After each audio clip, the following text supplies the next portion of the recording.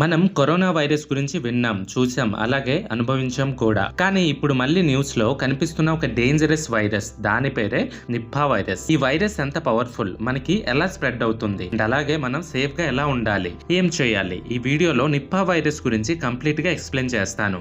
So వీడియోని skip చేయకుండా last వరకు చూడండి. నిప్పా వైరస్ అంటే ఇది ఒక జెనెటిక్ వైరస్. ఇది యానిమల్స్ నుండి హ్యూమన్స్ కి అంటే మనుషులకి స్ప్రెడ్ అవుతుంది. ఈ వైరస్ ని ఫస్ట్ టైం 1999 లో మలేసియాలో ఐడెంటిఫై చేశారు. అప్పుడు పిగ్స్ అంటే పందుల నుండి హ్యూమన్స్ కి స్ప్రెడ్ అయ్యి చాలా మంది సీరియస్ గా సిక్ అయ్యారు. సైంటిఫికల్లీ నిప్పా వైరస్ అన్నది పారామైక్సోడై వైరస్ లా ఉంటుంది. దానికి సంబంధించిన వైరసెస్ లిస్ట్ లో ఉన్న ప్రతి వైరస్ అనేది మోస్ట్లీ బ్రెయిన్ లేదా లంగ్స్ మీద స్ట్రాంగ్ ఎఫెక్ట్ చూపిస్తాయి. ఇక్కడ మోస్ట్ ఇంపార్టెంట్ పాయింట్ ఏంటంటే నిప్పా వైరస్ వల్ల చనిపోయిన వాళ్ళ సంఖ్య చాలా ఎక్కువ. కొన్ని అవుట్ బ్రేక్స్ లో అయితే 40% నుంచి వరకు పీపుల్స్ వాళ్ళ ప్రాణాలని కోల్పోయారు. అందుకే ఈ వైరస్ ని వరల్డ్ లో ఉన్న మోస్ట్ డేంజరస్ వైరసెస్ లిస్ట్ లో ఇంక్లూడ్ చేశారు. నిప్పా వైరస్ అనేది ఎక్కడి నుండి వస్తుంది? ఈ నిప్పా వైరస్ కి నేచురల్ గా హోమ్ ఏంటంటే ఫ్రూట్స్ బ్యాట్స్ అంటే గబ్బిలాలు, ఎస్పెషల్లీ ఫ్లయింగ్ ఫోక్స్ బ్యాట్స్. ఈ పక్షులు అన్నది ఫ్రూట్స్ మీద కూర్చొని తినేటప్పుడు వాళ్ళ సలైవా మరియు యూరిన్ ఆ ఫ్రూట్స్ మీద పడుతుంది. మనం ఆ ఫ్రూట్స్ ని గనక ప్రాపర్ గా వాష్ చేయకుండా తిన్నాం అనుకోండి,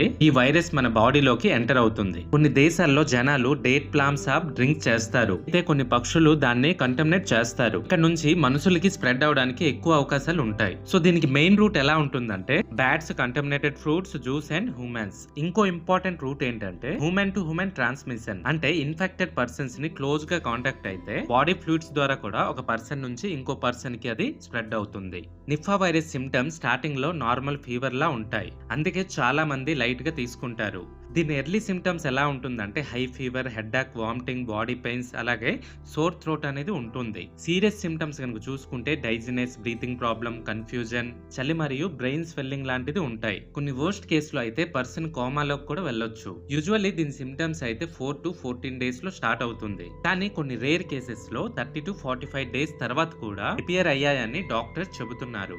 సో ఫీవర్ తో పాటు confusion, breathing problem or seizures కనుక ఉంటే డిలే చేయకుండా ఇమీడియట్ గా హాస్పిటల్ కి వెళ్ళండి. సో ఈ నిప్పా వైరస్ అనేది ఎలా స్ప్రెడ్ అవుతుంది మనం క్లియర్ గా అర్థం చేసుకోవాలి. నిప్పా వైరస్ స్ప్రెడ్ అయ్యే మెయిన్ వేస్ ఏంటంటే బ్యాట్ టు హ్యూమన్. గబ్బిలాలు కంటామినేటెడ్ చేసిన ఫ్రూట్స్, జ్యూస్ ఆర్ ఫుడ్ గనక మనం తీసుకుంటే దాని ద్వారా వస్తుంది. Animal to human, infected animals ఏదైతే ఉంటాయో దాన్ని టచ్ చేస్తే ఇది వచ్చే అవకాశాలు ఉంటుంది. అండ్ అలాగే హ్యూమన్ టు హ్యూమన్, దగ్గు, జలుబు అండ్ ఇది ఎవరికైతే సోకుతుందో అటువంటి వాళ్ళతో కూడా మనం క్లోజ్ గా ఇంటరాక్ట్ అయితే మనకు కూడా వచ్చే అవకాశాలు ఎక్కువ ఉంటుంది. సో ఇది హాస్పిటల్స్ లో కూడా స్ప్రెడ్ అవ్వచ్చు, ఎస్పెషల్లీ సేఫ్టీ రూల్స్ గనక ఫాలో అవ్వకపోతే. అందుకే doctors and nurses gloves, mask అలాగే పీపీ కిట్స్ ని కంపల్సరీగా యూజ్ చేస్తారు. ఇండియాలో ఈ నిప్పా వైరస్ హిస్టరీ గనక మనం చూసుకుంటే ఇండియాలో నిప్పా వైరస్ అనేది ఫస్ట్ టైం 2001 లో వెస్ట్ బెంగాల్ లో రిపోర్ట్ అయింది. తర్వాత కేరళలో 2018, 19, 21, 23 లో కూడా మల్టిపుల్ అవుట్ బ్రేక్స్ అనేది జరిగాయి. కేరళ గవర్నమెంట్ అనేది క్విక్ గా యాక్షన్ తీసుకొని టెస్టింగ్, ఐసోలేషన్స్ మరియు కాంటాక్ట్ ట్రేసింగ్ స్ట్రాంగ్ గా ఇంప్లిమెంట్ చేసింది.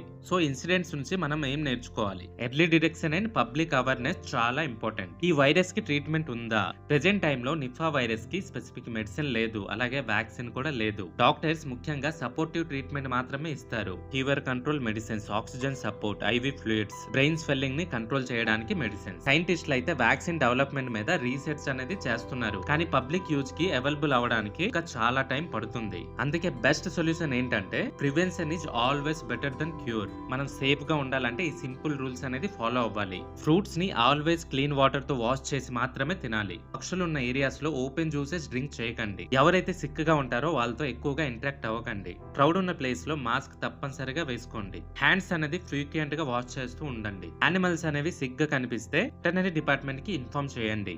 హాస్పిటల్ స్టాఫ్ అయితే గనక పీపీఈ కిట్స్ అనేది కంపల్సరీగా యూజ్ చేయాలి. చాలా మంది అనుకుంటారు నిప్పా వైరస్ ఎయిర్ లో ఫ్రీగా స్ప్రెడ్ అవుతుంది అని. ఫ్యాక్ట్ ఏంటంటే నిప్పా వైరస్ అనేది ఎయిర్ బ్రోన్ కాదు, కానీ క్లోజ్ కాంటాక్ట్ ద్వారా స్ప్రెడ్ అవుతుంది. అలాగే ఫ్రూట్స్ తింటే మనకి వైరస్ ఎఫెక్ట్ అవుతుందని చాలా మంది ఫ్రూట్స్ కూడా తినరు. ఫ్రూట్స్ గనక మనం మంచిగా కడుక్కొని తింటే అది కంప్లీట్లీ సేఫ్. ఇలాంటి విషయాల్లో గవర్నమెంట్ అండ్ పబ్లిక్ రోల్ ఎలా ఉంటుందంటే గవర్నమెంట్ మరియు హెల్త్ సిస్టమ్ రోల్ చాలా ఇంపార్టెంట్. టెస్టింగ్ సెంటర్ సెటప్ చేయడం, contact tracing, isolation wards, public awareness programme, అలాగే మనం కూడా రెస్పాన్సిబుల్ సిటిజన్ లాగా ఫేక్ న్యూస్ అనేది స్ప్రెడ్ చేయకుండా కరెక్ట్ ఇన్ఫర్మేషన్ మాత్రమే షేర్ చేయాలి. ఈ నిప్పా వైరస్ అనేది డేంజరస్, కానీ పానిక్ అవ్వాల్సిన అవసరం లేదు. అవేర్నెస్, హైజీన్ మరియు టైమ్లీ మెడికల్ హెల్ప్ తో మనం చాలా ప్రాణాలు అయితే కాపాడగలం. ఈ వీడియో కనుక మీకు యూజ్ఫుల్ అనిపిస్తే లైక్ అండ్ షేర్ చేయండి. అలాగే ఛానల్ ని సబ్స్క్రైబ్ చేసి సపోర్ట్ చేయండి.